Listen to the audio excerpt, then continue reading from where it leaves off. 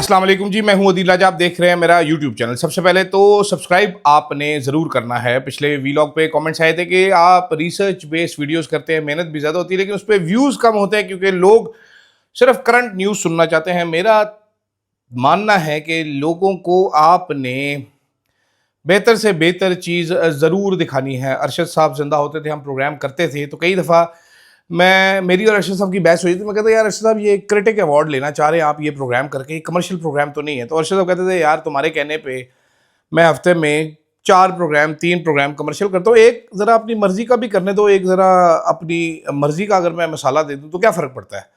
लोगों को एजुकेट करना बड़ा ज़रूरी है। लोगों को कुछ चीज़ों की आदत पड़ी होती है तो दूसरी चीज़ भी देनी चाहिए। तो बाद में उनकी बात 100% दुरुस्त साबित हुई कि लोग फिर उनसे डिफरेंट प्रोग्राम एक्सपेक्ट करते थे। तो मैं भी ये करता रहूँगा, व्यूज़ कम ज़्यादा होते रहेंगे, अल्लाह खैर करेगा। देखते हैं आज, क्योंकि सुहेल वड़ाइच साहब ने वो जो कॉलम शॉलम आप लिख दिए हैं, वो डिबेट चल पड़ी है उस पर। इमरान खान को उनके अंजाम से डरा रहे हैं कि जी भुट्टो का अंजाम देख लें, तो भुट्टो का अंजाम बताया जा रहा है। तो बताया जा रहा है कि सियासतदानों के साथ ये हो जाता है, वो हो जाता है। आज मैं बात करना चाहता हूँ पाकिस्तान के फौजी डिक्टेटरों की और उनके अंजाम की। अच्छा, ये आपके लिए बड़ा इंटरेस्टिंग होगा कि इनकी कोई बात नहीं करता। हमें बताया जाता है भुट्टो को फांसी हो गई, नवाज शरीफ को निकाल दिया, उसको सजा हो गई, इसके साथ ये कर दिया, उसके साथ वो कर दिया। फौजी डिक्टेटरों का क्या?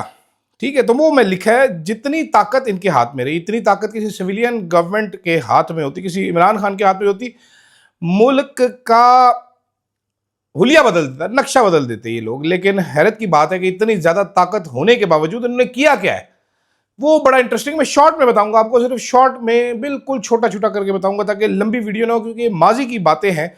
लेकिन एक दफ़ा रिकॉर्ड पे रखना बड़ा ज़रूरी है कि आज जब हमें डराया जा रहा है कि इमरान खान का भुट्टो वाला अंजाम होगा, इन डिक्टेटरों का अंजाम क्या हुआ, क्या इबरत पकड़ी किसी ने, और ये अपनी ज़िंदगी में करते क्या रहे।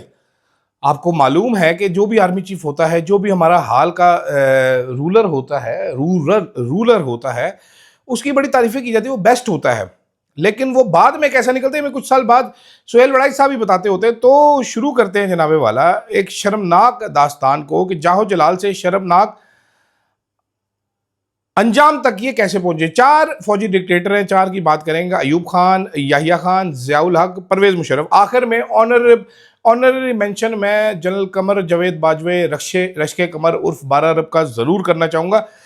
अयूब खान का दौर नाजरीन रहा 1958 से 1969। पाकिस्तान में पहला मार्शल जनाब अयूब खान साहब ने लगाया। मार्शल लगाने के बाद साथ ही अयूब खान साहब बन गए फील्ड मार्शल। ये पाकिस्तान की तारीख के पहले फील्ड मार्शल थे। दूसरे फील्ड मार्शल आजकल इस दौर में हम जिंदा हैं वहां पर वो मौजूद हैं। इन्होंने आते साथ ही इक़्तिदार पे कब्जा करने के बाद इनकलाब का नारा लगाया। बेसिकली पहला जख्म था जो इन्होंने मुल्क को लगाया। अब अयूब खान की अपनी याददाश्तें जो हैं, फ्रेंड्स नॉट मास्टर्स पढ़ें तो आपको बड़ा क्लियर पैटर्न नजर आता है। वो इक़्तिदार को अपनी जाती जागीर समझता था। मेरे लिए, मैंने। इनका जो दौर था ये अमेरिका की गोद में बैठने वाला दौर था हमारा। इस टाइम हम अमेरिका की गोद में बैठे, सबसे ज़्यादा अमेरिका नवाज दौर था। सीटो और सेंटो मुआहदे हमने किए जिसकी हमें ज़रूरत नहीं थी, वो भी किए। पाकिस्तान को अमरीकी ब्लॉक का सबसे बड़ा इत्तेहादी बनाया अयूब खान साहब ने। और इसके बारे में कहा जाता है कि ये वो वक्त था जब पाकिस्तान एक इंडिपेंडेंट मुल्क होते हुए भी अपनी आज़ादी अमेरिका को गिरवी रख बैठा, अमेरिकी ग़ुलाम बन गया। ठीक है, फिर इन्होंने कंट्रोल्ड डेमोक्रेसी मुतारफ़ करवाई पाकिस्तान में। इन्होंने कहा जी बुनियादी जमहूरी निज़ाम हम लेके आएंगे, जिसे जाली जमहूरी निज़ाम अवाम ने कहा। अच्छा, सबसे जो इनके ऊपर दाग है, आपको पता है इनके दौर में बहुत ज़्यादा तरक्की याफ्ता काम हुए जी। ये भी हुआ, तरक्की हुई, जालिम तरक्की हो गई, जो भी डिक्टेटर आता है अमेरिका खुल के पैसा देता है, बड़ी तरक्की होती है। तबाहियाँ तरक्की हो गई जी इनके मुल्क में। लेकिन फातिमा जिन्ना के खिलाफ जो इन्होंने सदारती इलेक्शन लड़ा, जो फातिमा जिन्ना साहिबा की किरदार कुशी की गई, जो फातिमा जिन्ना के खिलाफ इन्होंने कार्रवाइयाँ की, ये दाग आज मरने के बाद, आज दिन तक जब मैं बात कर रहा हूँ तब भी इसके मुंह पे लगा हुआ है अयूब खान के। ये दाग इनके नाम के साथ जुड़ा हुआ है, जाता नहीं है ये दाग। कुतिया के गले में वो पहनवाना, बिजली का बिल अदा करो, पानी का बिल अदा करो वरना काट देंगे, ये करना वो करना। वो फातिमा जिन्ना जिसे मादरे मिल्लत का टाइटल दिया गया था, अयूब खान ने अपने इक़्तिदार के लिए उसको जितना जलील कर सकता था किया। और फिर 1965 की जंग के बाद अवामी एतमाद टूट गया, महंगाई बढ़ी, चीनी की कीमत महंगी हुई, तलबा और मजदूर तहरीकें चलना शुरू हुई। ये हमारे डिक्टेटर्स ना हर दौर में इंप्रूव करते हैं। उन्होंने देखा तलबा की तहरीकें और मजदूर हैं, उन्होंने कहा यूनियन खत्म कर दो। अगले ने आगे कहा तलबा की तहरीकें खत्म कर दो, तालिब इल्म को सिर्फ पढ़ना चाहिए, पढ़ाई पे फोकस करें, ये क्या यूनियन बाजी करते हैं, खत्म कर दो। अयूब कुत्ता हाय हाय के नारे लगे, बिलाखिर इन्होंने इस्तीफा दिया। और वो जर्नैल जो कि 69 में इस्तीफा देके चला गया, वो जर्नैल जो कि फील्ड मार्शल का टाइटल रखता था, वो कैंट के एक घर में गुमनामी की जिंदगी जिया और बीमार होकर उधर ही मर खप गया। उसके बाद आता है जनाबे वाला 1969 में अयूब खान ने किसी उसको नहीं दिया, याया खान को दिया। अब याया खान का जैसे ही नाम आता है तो शराब और शबाब का जिक्र आता है, शराब और औरतों का जिक्र आता है। याया खान पाकिस्तान की तारीख का आज तक का सबसे ज्यादा अयाश हुक्मरान कहा जाता है। इसके बारे में कहा जाता है कि ये हर वक्त, ये आर्मी चीफ था, ये हर वक्त नशे में धुत रहता था। ये कोर कमांडर मीटिंग में नशे में धुत था। कोई शाम ऐसी नहीं थी जो ये नशा ना करता हो। इसके करीबी साथियों की जो याददाश्तें वो बताते हैं कि वहाँ ने सदर को शराब खाने में तकरीबन कन्वर्ट कर दिया। डांस पार्टियां होती थी यहाँ पर। सबसे मशहूर नाम जो है जनरल रानी अकबर जमान की बीवी जो थी, शायद ये मेरा ख्याल है नानी थी फ़ख्र आलम साहब की। इनका स्कैंडल, इनको पावर वाइफ कहा जाता है। ठीक है, इनके बारे में कहा जाता है कि जब ये आ रही थी तो उन्होंने कहा जी कौन है, उन्होंने कहा जी रानी मिलने आ रही थी। वापस गई तो सिपाही ने सलूट किया, उसने कहा जी अब आप जनरल रानी हो गई हैं। किस्सा बड़ा मशहूर है, आप सुने। शराब नोशी के बारे में कहा जाता है कि रोज़ाना शराब पिए बगैर नहीं रह सकते थे, मीटिंगों में शराब के नशे की हालत में होते थे। एक बड़ा मशहूर किस्सा है, इतने नशे में थे सबके सामने उठ के लॉन में पेशाब करना शुरू कर दिया। ये हमारे जनाबे वाला सबसे बड़े दिमाग थे, सबसे बड़े फ़िलासफ़र थे, ये बहुत अजीम डिक्टेटर थे ये पाकिस्तान के।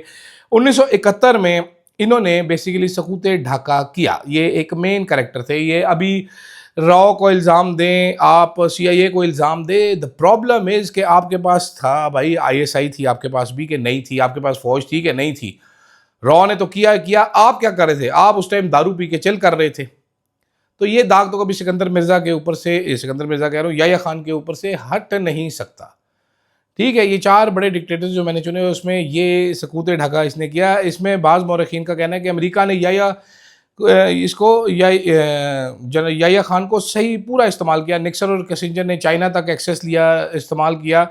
और पाकिस्तान में गिरफ्त सियासत की मजबूत हुई। यहाँ पर भी 17 सीटें ली थी नून लीग ने या पाकिस्तान मुस्लिम लीग में, पीपल्स पार्टी ने। और जो तख्त था, जो हुकूमत थी, वो भुट्टो को दी गई थी। भुट्टो ने भी अवामी मैंडेट नहीं माना, याया खान उसका करता धरता था और मुल्क 2 टुकड़े हुआ। ये आपको 2024 में बहुत ज़्यादा ममासलत याया खान के दौर में और अभी की बहुत ज़्यादा ममासलत, वो इमरान खान साहब कहते हैं याया खान पार्ट 2, वो इसी वजह से। उसके बाद आते हैं जनाब हमारा मर्द मोमिन मर्द हक ज़ियाउल हक 1977 से 1988, 10 साल नारा मार के आए थे जनाबे वाला इस्लाम का। और पहला झूठ बोला था मैं 90 दिन में इलेक्शन होंगे, मगर 11 साल तक ये कुर्सी से चिमड़े बैठे रहे। इनका सबसे बड़ा कारनामा क्या है? दहशतगर्दी। जी हाँ जी, इन्होंने अफगान जंग में, आपने चार्ली विल्सन वॉर एक किताब है वो पढ़िएगा, वो नहीं पढ़ सकते तो चार्ली विल्सन वॉर एक मूवी भी बनाई गई थी, वो पढ़िएगा, टॉम हैंक्स है शायद उसमें।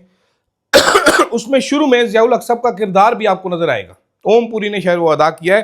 किस तरीके से ये बड़े स्ट्रेटजिस्ट माने जाते हैं, किस तरीके से इन्होंने अमेरिका को यहाँ पर लाके खित्ते में फंसाया था और पैसे कमाए थे। क्लाशनकोफ कल्चर मुल्क में दिया इन्होंने। इनका सबसे बड़ा कारनामा है अमेरिका और सऊदी अरेबिया की जो प्रॉक्सी वॉर थी उसको पाकिस्तान की जंग बनाया, उसके नतीजे में डॉलर कमाए इन्होंने, कमाए अख्तर अब्दुर्रहमान ने कमाए, इन लोगों ने, जर्नैलों ने, सारों ने डॉलर कमाए और हमें मिली मौत, दहशतगर्दी, मंशियात, क्लाशनकोफ कल्चर और फिरका वारियत। ये सब ज़ियाउल हक साहब की देन है, ये जो मर्द मोमिन मर्द हक है।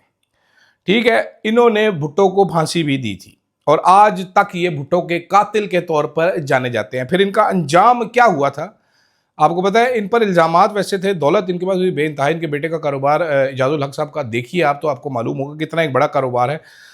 और इनकी मशकूक, इनका अंजाम क्या था?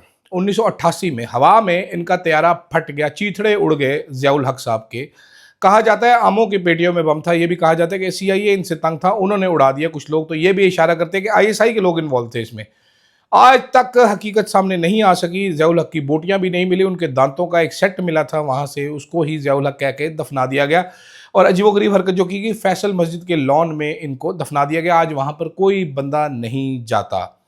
ये भी एक इबरतनाक अंजाम है। इन लोगों की कब्रें तक किसी को मालूम नहीं है। भुट्टो का गड़ी खुदा बख्श देखें और ज़ियाउल हक की कब्र देखें, फातिमा जिन्ना की इज़्ज़त आज देखें, अयूब खान को देखें, सिकंदर मिर्ज़ा को तो देखें ही ना, और याया खान को तो बिल्कुल ना देखें। उसके बाद आ जाते हैं जी हमारे कमांडो। हमारा तारीख में एक हमारा हर जो डिक्टेटर है वो पहले से भड़का है, वो ज़्यादा उसमें खूबियाँ थी। ये खूबियाँ इवॉल्व करते हैं, ये नई नई खूबियाँ चिमेड़ते हैं अपनी तरह, मकनातीसी कशिश के मालिक होते हैं। 1999 में परवेज़ मुशर्रफ साहब को जब डिसमिस किया नवाज शरीफ ने, तो परवेज़ मुशर्रफ ने अपनी फुफीदा वेड़ा समझ के मुल्क पे कब्जा कर लिया। हालांकि वो आर्मी चीफ था, लेकिन वो कब्जा करके बैठ गया। उसने भी कहा जी हम जल्दी इलेक्शन करवा देंगे। फिर ये अमेरिका के फ्रंट मैन बने। 9/11 की जंग, एक जो पराई जंग थी, उसमें सबसे कीमती नॉन नेटो एलाई बन गए बकौल मुशर्रफ के। एक फ़ोन कॉल आई, हमारा कमांडो जो है ये थर थरा उठा। इसने कहा हमारे पास कोई चॉइस ही नहीं था। अमेरिका ने कहा था either you are with us और against us, and if you are against us तो बम मार मार के तुम्हें पत्थर के ज़माने में पहुंचा देंगे। तो वो मुशर्रफ साहब जो वैसे सिविल सोसाइटी को कहते थे कि इनको एक चमाट मार देनी चाहिए जहाँ से मिले, और गुस्से में आ जाते थे तो कहते थे हम कोई एमी कैमी मुल्क नहीं है, वो लमलेट हो गए, बल्कि उल्टा लेट गए और मुल्क को एक बार फिर अंधेरों के हवाले कर दिया। एक फ़ोन कॉल इनकी मशहूर ज़माना अयाशी थी। ये ब्रिज खेलते थे, रात को सिगार पीते थे। इनके किस्से बड़े मशहूर थे, कुछ अदाकाराओं के साथ ये गाना सुनने के रसिया थे, महफ़िलों के रसिया थे, शराब व शबाब के रसिया इनको कहा जाता है। कंट्रोवर्सीज़ में लाल मस्जिद ऑपरेशन, वो लाल मस्जिद ऑपरेशन जिसके बाद पाकिस्तान में टीटीपी बनी, टीटीपी की कार्रवाइयाँ शुरू हुई और हमने गिलगित से कराची तक बम धमाकों की आवाज़ें सुनी। वो इसी मुशर्रफ दौर में हुआ था, लाखों हज़ारों लोगों का। फिर इसने कमांडो बन के अकबर बुगटी का कत्ल करवाया, जिसके बाद बलूचिस्तान आपके हाथ से निकला। बेनज़ीर भुट्टो के कत्ल में इनका नाम लिया जाता है। और अंजाम इनका क्या था? पाकिस्तान की तारीख का वाहिद वाहिद आर्टिकल 6 का गद्दार परवेज़ मुशर्रफ, मुल्क छोड़ के भागना पड़ा एक जाली बहाने पर। इनके खिलाफ कार्रवाई चल रही थी तो इनकी गाड़ी को सीएमएच की तरफ मोड़ा गया। फौज का हॉस्पिटल है वहाँ पर, ये जाली बीमारी के नाम पर दाखिल हो गए, फिर वहाँ पर बैठे रहे, वहाँ से फिर दुबई भाग गए। आखिरी ज़िंदगी एक अजीबो गरीब बीमारी जिसका कोई इलाज नहीं था, उस पर दुबई में गुजारी, वहीं पर मर गया। उसके बाद चोरों की तरह इसकी लाश को पाकिस्तान लेके आया गया, बंद कमरे में एक जनाजा अदा किया गया। मुझे नहीं मालूम कराची में किस जगह पे दफन है, लेकिन ज़रूर कोई गार्ड ऊपर खड़े होंगे। ये थे हमारे चार डिक्टेटर, दोनों का अंजाम। अच्छा, जाते जाते एक जिंदा अंजाम भी हमारे पास मौजूद है, वो है जनाब कमर जावेद बाजवा। 2016 में आया था, 2022 तक बाजवे को एक यूनिक एजाज़ हासिल है। इसको नवाज शरीफ ने अपॉइंट किया, इसने नवाज शरीफ की हुकूमत गिराई। कहा जाता है जी इमरान खान को लेके आया। अच्छा जी, ले आया जी इमरान खान को, फिर इसने इमरान खान की हुकूमत गिराई। फिर वापस एतमाद का वोट नवाज शरीफ से एक्सटेंशन लेने के बाद वापस शहबाज शरीफ की हुकूमत इंस्टॉल की और पींगे बढ़ा रहा था अभी इमरान खान की पार्टी से, लेकिन इमरान खान ने इसको पहचान लिया, मीर सादिक मीर जाफिर करार दिया। अरशद साहब के कत्ल का इल्ज़ाम है इसके ऊपर। अरशद साहब की वालिदा ने बाय नेम दरख्वास्त सुप्रीम कोर्ट में जमा कराई थी कि इसके ऊपर आप केस कीजिए। सुप्रीम कोर्ट FIR दर्ज करवाए। सुप्रीम कोर्ट में उमर अता बंदयाल साहब थे, उनकी ठुस हो गई, बाजवे के ऊपर FIR करने से भाग गए। बाजवा फ़ोन पे लोगों को सफाइयाँ देता रहा, मैं नहीं था, कीनिया का ये था, वो कहानी फिर कभी। अहमद नौरानी की स्टोरी, अरबों रुपए के असासे बनाए जनरल बाजवे ने। इनकी करियर की हाईलाइट जो थी, वो हाईलाइट जनाबे वाला इनकी फ्रांस के एक दरवाजे के आगे, कस्बे में दरवाजे के आगे बैठे एक अफगानी ने मुंह पे इनको गालियाँ निकाली और इनको बता रहे थे मैं आर्मी चीफ नहीं हूँ, मैं नहीं हूँ, उधर चले जाओ, उधर चले जाओ। उसके बाद डिप्रेशन की इतलात, उसके बाद नज़रबंदी की इतलात, उसके बाद सहाफ़ियों को फ़ोन करके मिलने के लिए बुलाना, वहाँ से सहाफ़ियों का निकाले जाना। ऐसी इबरत है कि आप सोच नहीं सकते। आज कोई बंदा नाम नहीं लेता, इसका नाम नहीं ले, ये जीते जी जिंदा दरगोर हुआ। ये दो किरदार आप याद रखिएगा हमेशा, एक जनरल बाजवा, एक काजी फायज़ ईसा, जो अपनी ज़िंदगी में अपना अंजाम देख रहे हैं। अरबों रुपया इस बंदे ने कमाया। आज फौजी, एक वीडियो है जिसमें वो कर्नल या बेचारा कौन है, वो खड़ा है, वो सवाल पूछे जवाब, उसको कहता है यार ये इतने पैसे इसने कहाँ से कमाया? नहीं नहीं, झूठा झूठा कहता है, झूठ के तरह सारे डॉक्यूमेंट साथ लगे हुए, कहाँ से आया इसके पास इतना पैसा? तो ये इबरतनाक अंजाम है। हम वीडियो करने का मकसद ये था, ये सारी बातें आपको काफ़ी सारी पता होंगी, एक जगह पे इकट्ठी करने का मकसद रिकॉर्ड रहना चाहिए कि सिर्फ सियासतदानों का अंजाम आपको बताया जाता है। आज इमरान खान सबसे पॉपुलर आदमी, नवाज शरीफ आज भी मौजूद है, भुट्टो आज भी जिंदा है। बेनज़ीर आज भी रिस्पेक्टेड है, शहबाज शरीफ भी है, इवन अल्ताफ़ हुसैन भी, लाखों लोग उसके पीछे खड़े होते हैं। ये चारों किधर है? बल्कि पांचवा भी किधर है? इनका इदारा भी इनको ओन करने के लिए तैयार नहीं, वो भी कहता है आगे चलो यार। ये इंसानों का अंजाम है, ये अन्नदाता बने हुए थे, ये डिसीजन मेकर्स थे पाकिस्तान के, ये बैठ के फैसला करते थे, रात को सोते थे, सुबह उठते थे, बेड की गलत साइड से निकल आते थे तो गुस्से में आके 5-6 बंदे मरवा देते थे। सही साइड से निकलते थे, आज सोचते थे आज मैंने ये करना है, आज मैंने ये करना है, आज मैं 2 अरब यहाँ से ले आऊँगा, आज मैं 100 अरब ये कर दूँगा। ये इस तरह की हरकतें करते थे जब ज़िंदा थे। आज नाम लेवा कोई नहीं, अपनी औलाद भी मेरा ख़्याल है बता नहीं सकती पब्लिकली कि हम किस जर्नैल के किसके बेटे हैं। तो इस अंजाम से डरना चाहिए। बाकी सियासतदानों का अंजाम तो हम देख ही रहे होते हैं, आप भी देखिए। फ़िलहाल के लिए इतना ही, उम्मीद है वीडियो आपको पसंद आई होगी। फ़ीडबैक ज़रूर दीजिएगा। अल्लाह हाफ़िज़।